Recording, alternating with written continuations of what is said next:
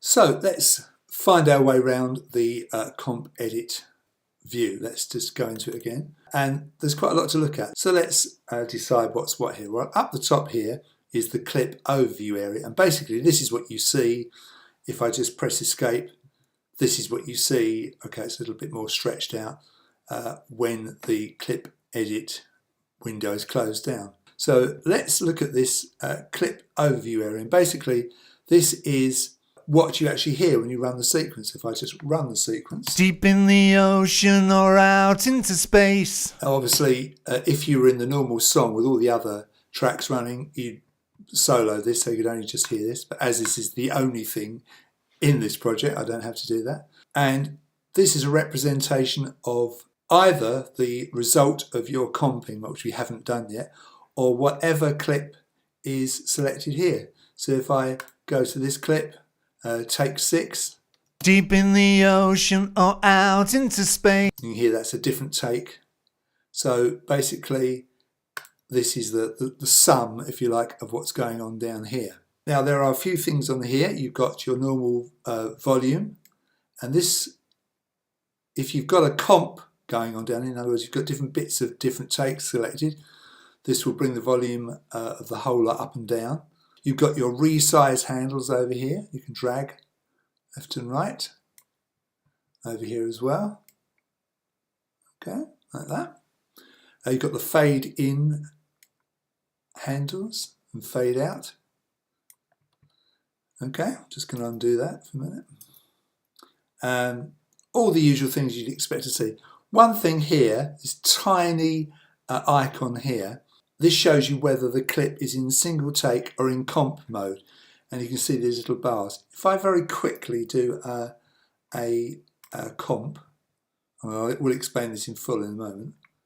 So I've got bits of different takes selected. Now you'll see that this icon has changed, showing data in different rows.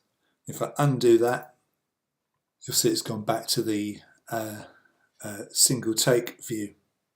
And you can see that if I press escape, there is that icon there. So it shows me when I look at that take straight away that it's not been composited and it's playing a single take.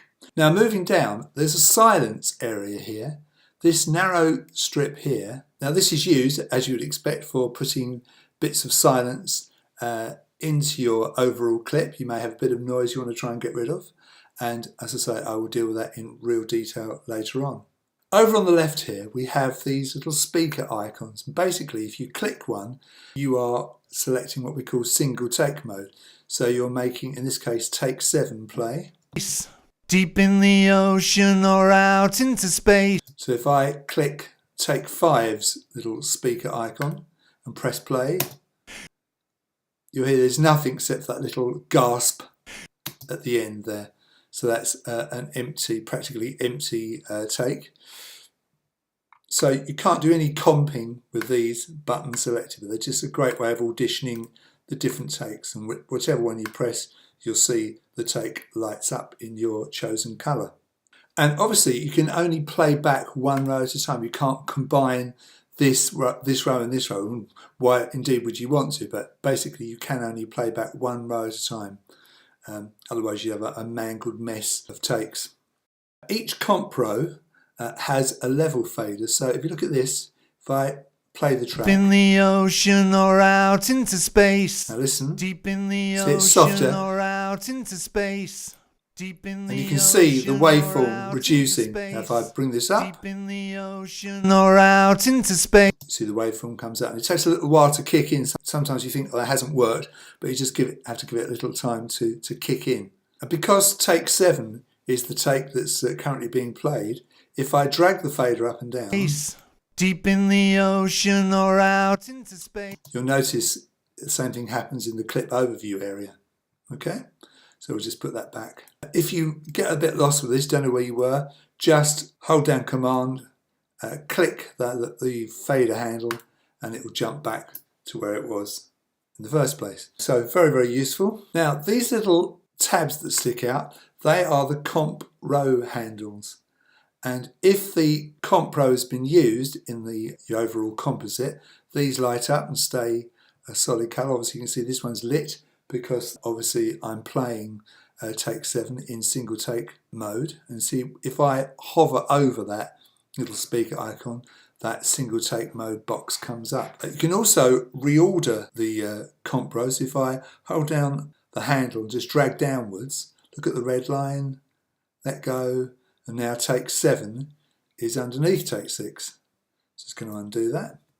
Another really nice thing you can do here is if you want to work on the take but you're worried about messing it up, if you hold the Alt key down and drag downwards, wait for the red line, you now see that you have a copy of take 7, and you can mess around with that without altering the original take 7, and that's a nice handy feature. So in the next video we're going to get into the real nitty-gritty, the real fun stuff of compositing.